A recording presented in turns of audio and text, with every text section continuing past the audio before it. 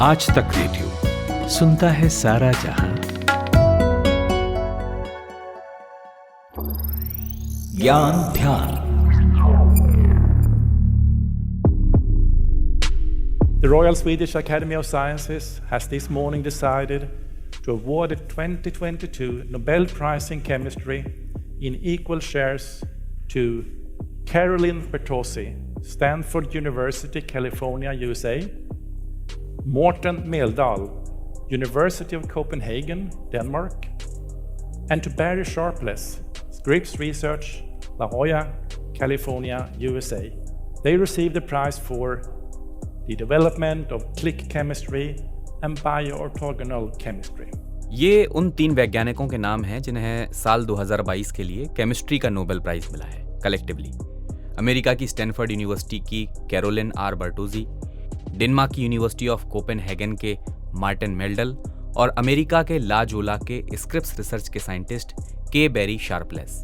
इन्हें यह अवार्ड दिया गया है क्लिक केमिस्ट्री और बायो ऑर्थोगोनल केमिस्ट्री के लिए। तो क्या है ये क्लिक केमिस्ट्री और बायो ऑर्थोगोनल केमिस्ट्री? क्यों कहा जा रहा है कि ये खोज पूरी इंसानी जिंदगी को बदल कर रख सकती है? और इन वैज्ञानिकों के बारे में भी आपको विस्तार से बताएंगे आज के इस एपिसोड में।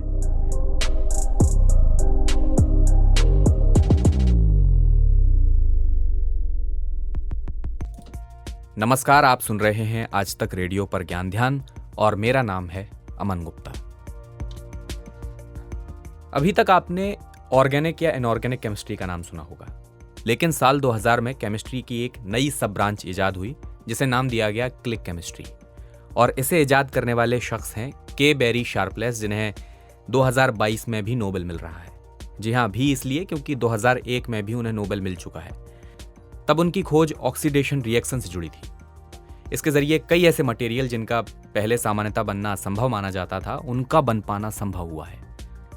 तो क्लिक केमिस्ट्री में भी आप नए तरह के पदार्थ मटेरियल बना सकते हैं बेकार और खराब पड़ी चीजों से। एक तरह से पुरानी ही खोज का विस्तार। फिर इसमें कैरोलिन आर बर्टोजी ने भी अपनी खोज शुरू की और उन्होंने क्लिक केमिस्ट्री को एक अलग ही आयाम पर पहुंचा दिया। कैरोलिन ने ऐसी क्लिक केमिस्ट्री की खोज की जो जीवों में काम करती थी। उन्होंने इसे नाम दिया बायो ऑर्थोगोनल रिएक्शन, यानी ऐसी क्लिक केमिस्ट्री जो कोशिकाओं के अंदर हो रही है। और अब बचे मार्टिन मेल्डल, जो अलग ही अपनी दुनिया में एक तकनीक पर प्रयोग कर रहे थे, खोज कर रहे थे। और उन्होंने ऐसा केमिकल रिएक्शन खोज निकाला जो इस समय कई जगहों पर इस्तेमाल हो रहा है, लेकिन किसी को इस बारे में पता नहीं था, जैसे दवाओं के विकास में, डीएनए मैपिंग में और नए टिकाऊ मटेरियल्स को बनाने में। तो ये मोटा मोटी मैंने आपको जानकारी दे दी, लेकिन इस तकनीक के बारे में और आसान भाषा में हमें समझाया आज तक .in में साइंस कवर करने वाले ऋचिक मिश्रा ने। ये क्लिक शब्द जो है, ये वो सलमान खान की मूवी के किक जैसा ही है। मतलब आपको किक आई या आपने क्लिक किया, छोटे से स्टेप से कोई बहुत बड़ा काम हो जाना, क्लिक केमिस्ट्री एक टर्म है। अब जहाँ तक बात रही बायो ऑर्थोगोनल केमिस्ट्री की, तो ये शरीर के अंदर कोशिकाओं में, डीएनए में, टिश्यूज़ में इंजीनियरिंग करके उनको ठीक करने की जो प्रक्रिया है उसको बायो ऑर्थोगोनल केमिस्ट्री कह रहे हैं। लेकिन ये मैं बड़े पैमाने पर समझा रहा हूँ। छोटे पैमाने पर बस आप ये समझ लीजिए कि 2 मॉलिक्यूल्स, 2 कणों को जो एक जैसे बिहेवियर रखते हों, उनको मिला करके एक नया पदार्थ बना देना, ज़्यादा मजबूत, ज़्यादा टिकाऊ, बायोडिग्रेडेबल हो, ज़्यादा सिक्योरिटी प्रोवाइड कर सके किसी चीज़ को।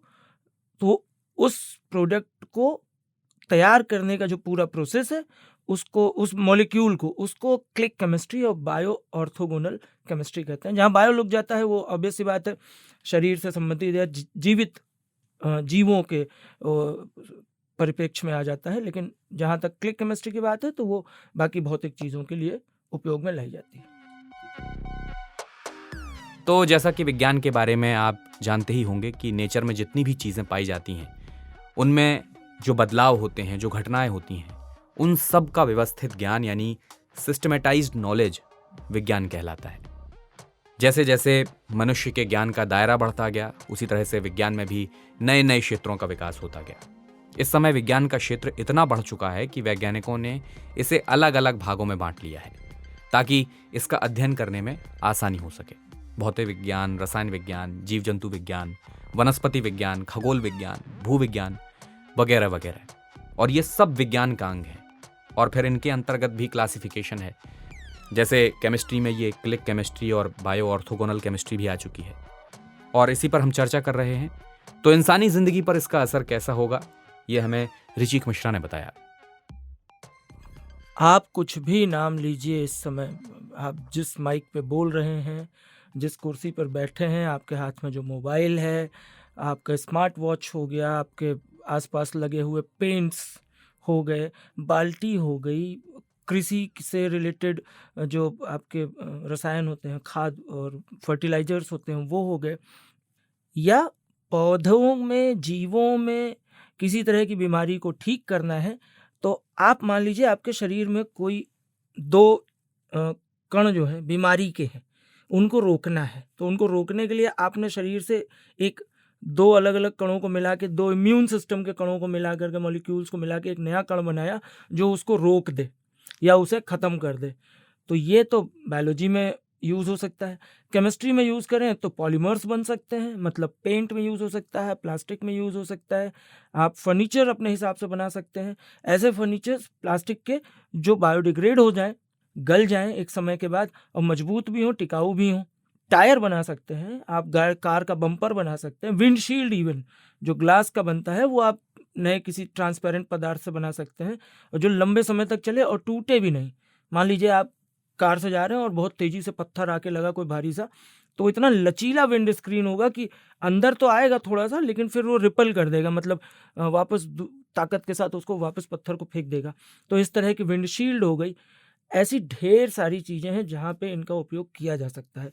तो क्लिक केमिस्ट्री और बायो ऑर्थोगोनल केमिस्ट्री, ये दोनों ही केमिस्ट्री एक जैसी ही हैं, बस जहाँ पे केमिकल्स का यूज़ हो रहा है, मटेरियल्स का यूज़ हो रहा है, वो भौतिक चीज़ों के लिए, तो वो क्लिक केमिस्ट्री हो जाती है। जब उसको हम शरीर में करते हैं, जो कैरोलिन ने किया, कैरोलिन इस जो ये पीढ़ी है क्लिक केमिस्ट्री वाली, इसमें सबसे आधुनिक साइंटिस्ट हैं, मतलब सबसे लेटेस्ट हैं, जिन्होंने इसको बहुत ऊंचाई तक पहुंचा चुकी हैं। उन्होंने जीव के अंदर मॉलिक्यूल्स को बदल दिया शरीर के अंदर। तो अब ये बायोलॉजी में भी अब इसको लेकर के जो है बहुत सारी कैंसर से रिलेटेड जो दवाइयाँ हैं, कुछ कंपनियां हैं जो दवाइयाँ बना चुकी हैं और उनके क्लिनिकल ट्रायल्स चल रहे हैं। तो हो सकता है कि इस पद्धति पे बनी जो दवा है वो कुछ दिन बाद कैंसर पेशेंट्स को मिले। और अब आपको इन वैज्ञानिकों के बारे में भी थोड़ा बताते चलते हैं। तो कैरोलिन बर्टोजी मौजूदा समय में कैंसर वायरल इन्फेक्शन पर केमिकल रिएक्शंस को लेकर रिसर्च कर रही हैं। उन्होंने बायोटेक्नोलॉजी के क्षेत्र में एक स्टार्टअप की भी शुरुआत की है। वे Institute of Medicine, National Academy of Sciences और American Academy of Arts and Sciences की निर्वाचित सदस्य हैं। मोर्टन मेल्डल एक डेनिश केमिस्ट हैं। उनकी रुचि बायो ऑर्गेनिक केमिस्ट्री और पॉलीमर एंजाइमोलॉजी में विकास और GPCR में रही है। Meldal Society of Combinatorial Sciences के अध्यक्ष भी हैं। और बैरी शार्पलेस के बारे में हम आपको पहले ही काफ़ी बता चुके हैं। वो दूसरी बार नोबेल प्राइज़ पा रहे हैं और 5वें ऐसे अमेरिकी बन गए हैं जिन्हें दोबारा नोबेल मिला है।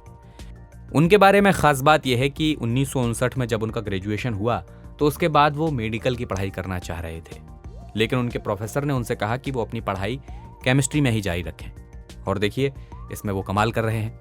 तो इन तीनों ही वैज्ञानिकों को उनकी खोज के लिए royal Swedish academy of sciences पुरस्कार के तौर पर मेडल और 10 मिलियन स्वीडिश क्रोनर यानी कि $9,15,072 दिए जाएंगे।